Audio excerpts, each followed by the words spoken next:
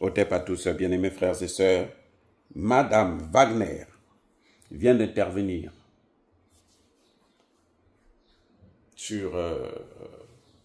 elle a répondu aux questions d'une journaliste américaine de la Maison-Blanche et elle a été claire. Oui, c'est vrai que l'accord de paix ne prévoit pas directement je veux dire, la justice. Mais elle l'a dit, si vous avez suivi sa déclaration le jour de la signature, avant, quelques secondes, quelques minutes avant la signature, elle avait bien précisé que nous allons vers la justice. Et dans cette interview, elle a sorti un mot que j'aime bien, d'ailleurs, parce que c'est moi-même qui l'ai inventé, la justice transitionnelle. Je ne sais pas, comme les Africains ne reconnaissent pas les mérites des Africains, je ne sais pas si elle sait que c'est un Congolais de Brazzaville qui a inventé la justice transitionnelle. J'ai même mon second livre est intitulé le droit, la justice transitionnelle justement. Vous voyez, le premier c'est le droit d'ingérence, le deuxième c'est la justice transitionnelle. Donc, je suis soulagé d'entendre la ministre des Affaires étrangères de la RDC parler de la justice transitionnelle. Parce que la justice transitionnelle, c'est ce qui permettra de connaître la vérité. C'est pour ça que moi j'ai toujours dit, il n'y a pas de paix sans la vérité. Il faut qu'on rentre dans les détails de ce que Paul Kagame et ses hommes ont fait, de ce que Kabila a fait. C'est pour ça que lorsque je vois des Congolais se dire que non, quelle est l'origine de Kabila, sa vraie nationalité, ce n'est pas important, il a déjà dirigé le pays, c'est passé. Non, non, non, non. C'est pour comprendre ce qui s'est passé, pour comprendre sa gestion et pour faire en sorte que demain, les enfants que nous allons mettre au monde, nos petits-enfants, ne vont plus tomber dans ce piège-là. Il faut passer par la justice transitionnelle parce qu'on doit connaître la vérité. On doit savoir, parce qu'on doit savoir, il faut que les jeunes Congolais sachent que si vous voulez vendre votre pays, c'est que vous n'êtes pas un vrai Congolais. Alors on va prendre l'exemple, regardez Kabila, c'était un Rwandais. Regardez ce qu'il a fait, regardez comment il s'est comporté. Donc vous, en tant que Congolais, vous devez vous comporter différemment. Parce que c'est ça le problème, il faut montrer ça.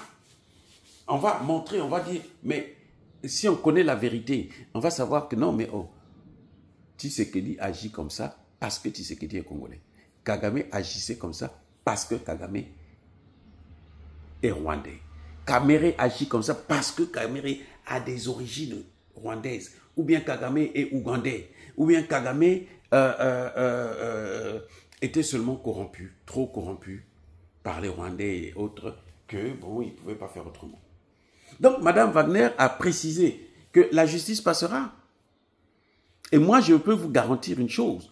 En tant que spécialiste de la justice transitionnelle, en tant qu'inventeur de la théorie de la justice transitionnelle, vous tapez mon nom, Dr Rufin Vicler Mabiala, vous tapez justice transitionnelle, mon livre va apparaître. Il n'y a que ça.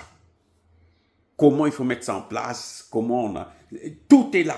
Tout, je dis bien tout, c'est mon livre, c'est ma recherche. C'est moi qui fais cette recherche-là. Ça m'a pris 3 ans pour faire la recherche. Bref, les amis, je dis, il n'y aura pas la paix en RDC si on ne passe pas par la justice transitionnelle. Parce que la justice transitionnelle, c'est ce qui permet le rétablissement de la vérité. Et quand on connaît la vérité, on peut maintenant affronter les défis de demain. Vous voyez? Donc, je tiens Madame Wagner au mot. Hein. On va voir maintenant ce que le président Tshisekedi va faire.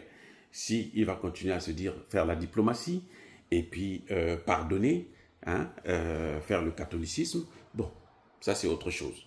Mais la justice transitionnelle, elle peut aboutir au pardon pour certaines catégories de crimes.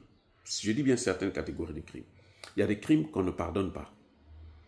Et puis d'ailleurs, c'est là où, justement, l'interview de Mme Wagner a un sens. C'est qu'elle dit qu'on va traiter les dossiers, hein, de l'intégration des des groupes armés au cas par cas. Je n'ai pas entendu le mot cantonnement, mais le président Tshisekedi a toujours précisé qu'il faut le cantonnement. Parce que je ne vois pas pourquoi on va intégrer des Rwandais dans l'armée congolaise ou dans la vie congolaise. Les Rwandais doivent repartir au Rwanda.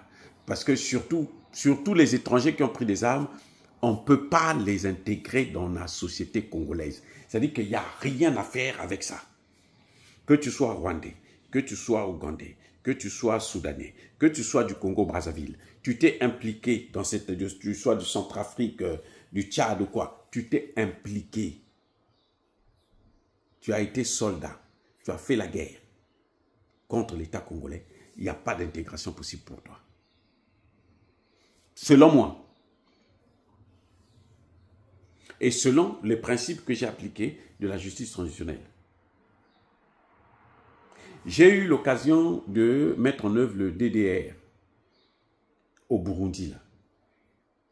Le DDR, ce n'est pas qu'on prend les soldats là, les mercenaires là, les voyous là, on les prend, on les met dans l'armée, non. Moi, j'ai fait ça au Burundi. J'ai exécuté ça au Burundi.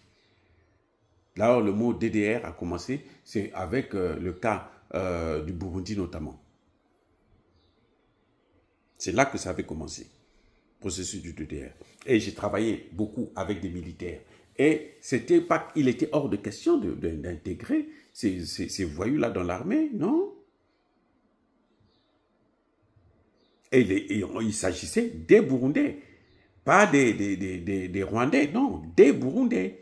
Donc, Madame Wagner, bon, elle est dans le bon sens, oui. Mais maintenant, on va voir ce qu'ils vont faire sur le terrain. On va voir si Tshisekedi va dire encore, bon, c'est la diplomatie, c'est ceci, c'est cela. Le DDR, c'est-à-dire que, en principe, si le Congo veut aller plus loin, vraiment pour qu'il y ait la réconciliation et la paix, on doit repartir même voir ceux qu'on avait recrutés, comment vous les appelez là, mixage, brassage. Ceux qui n'étaient pas congolais à l'époque, qu'on a intégrés, parce que bon, il fallait qu'ils aient, Kagame a pris l'habitude de prendre les militaires rwandais et les intégrer dans l'armée congolaise pour foutre le bordel. Ceux-là, on les prend, on les renvoie au Rwanda. C'est-à-dire qu'il faut vraiment pour que les choses soient bien coordonnées. C'est comme ça que ça doit se passer. Sinon, ça va reprendre. Trump est là seulement pour 4 ans. Trump, après, quand il a perdu le pouvoir, il ne pourra plus rien garantir. Et c'est pour ça que j'insiste encore, le gouvernement congolais doit réformer son armée et son administration. Des gens comme les Camérés ne devraient plus avoir la possibilité d'ouvrir leur gueule sans qu'ils ne se retrouvent auditionnés ou dans une salle de prison, de 4 murs. Voilà. Donc, voilà. Donc, ce qui est certain, c'est que ces gens-là, il n'y aura pas d'impunité. C'est ce que j'ai compris. Et c'est ce que je souhaite. Les amis, soyez bénis.